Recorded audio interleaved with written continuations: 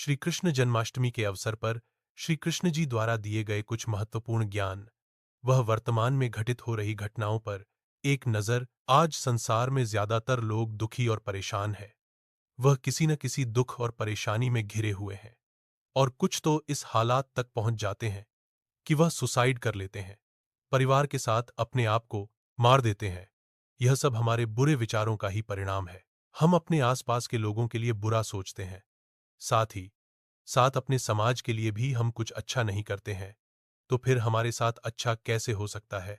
हम सुख में कैसे रह सकते हैं? पॉइंट टू, हम भली भांति जानते हैं कि हमारा जीवन केवल 100 साल तक ही सीमित है।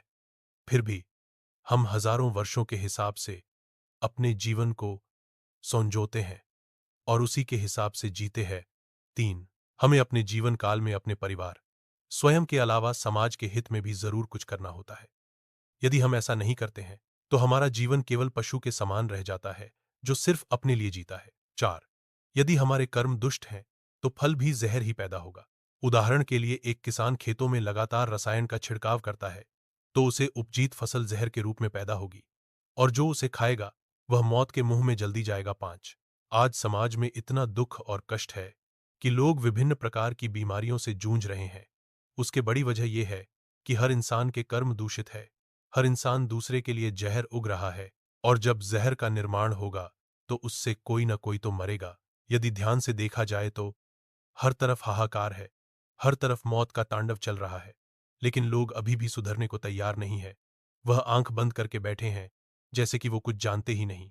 सात, आज जमीन के अंदर का पानी पूरी तरह से अशुद्ध हो चुका है, क्योंकि कुछ आदमखोर लोगों ने गंदा रासायनिक पानी उसी जमीन के पानी में मिला दिया है। उन्होंने अपने कुछ पैसा बचाने के लिए भविष्य में लोगों के लिए संचित जल को खराब कर दिया है। आठ, न्याय की दुकान चलाने वाले लगातार अन्याय कर रहे हैं। झूठे, बेईमान, वहशी लोगों का बोलबाला है। लोग पैसे को ही भगवान मान चुके हैं।